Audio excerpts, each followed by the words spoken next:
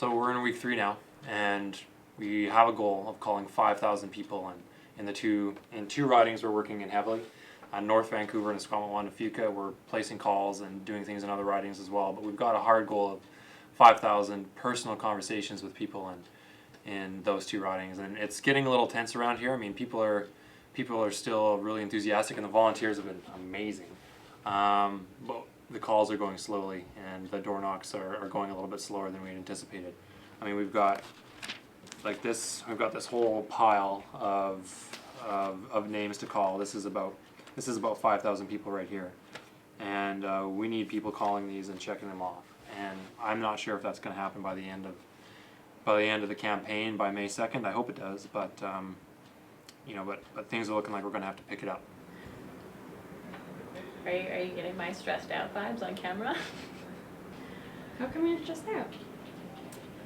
I'm stressed out because I am worried that we're not going to pull this off. We need a lot more volunteers to come in and for more phone calls to be made. Yeah, it's like everybody who's here is doing everything that they can, but we just need the bodies. We just need more people. Hey there, would you like to sign our petition to ban oil tankers? Want to? You don't have to convince me. Okay. I will sign. That sounds great. Are you a group? From the Dogwood Initiative. Oh yeah, I know that. Great. And are you local to this area? Yeah, Machosen. Okay, so just to let you know where your local parties stand for the federal election on this. The NDP candidate in this riding, the Liberal Party candidate, and the Green Party candidate, they are all in support of this oil tanker ban. Okay. The only person we have yet to convince is Troy D'Souza and the Conservative Party. So they haven't taken a strong stance on this issue, but just for your information, when you head out.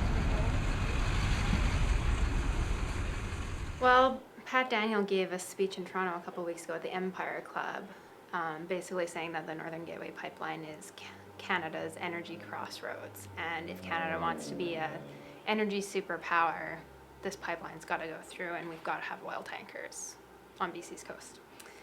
And yeah, that one speech was basically picked up in the news across the country, and not only that, but his speech was published word for word in the Edmonton Journal, the Vancouver Sun, a couple other newspapers too. So it's really frustrating to see how much pickup one oil CEO's speech can get. I'm worried, honestly. I mean, he's commanding the news agenda. There's not a ton we can do about it. Like, we're doing our best. We've put our own op-ed out there and had it published. But it's worrisome. We have an uphill battle to fight.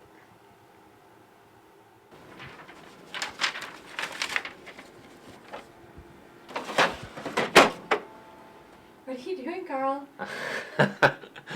I'm running these signs, which I'm very proud of, through the printer again to see if I can include the words authorized by Dogwood Initiative on the bottom. And as you see, I didn't record which way I put it in, but I think in this way. Alright, my name is Ben Porcher. I'm a canvasser for the Dogwood Initiative. In Vancouver, we've been canvassing in North Van. We got a sweet spot outside the library and we're catching all the folks coming by. People are really passionate about the issue, but it's kind of tough out there just because it has been really cold. It's really chilly out, but we're staying dry with our pamphlets, our new pamphlets. That's what happens in Vancouver when you canvass in the rain.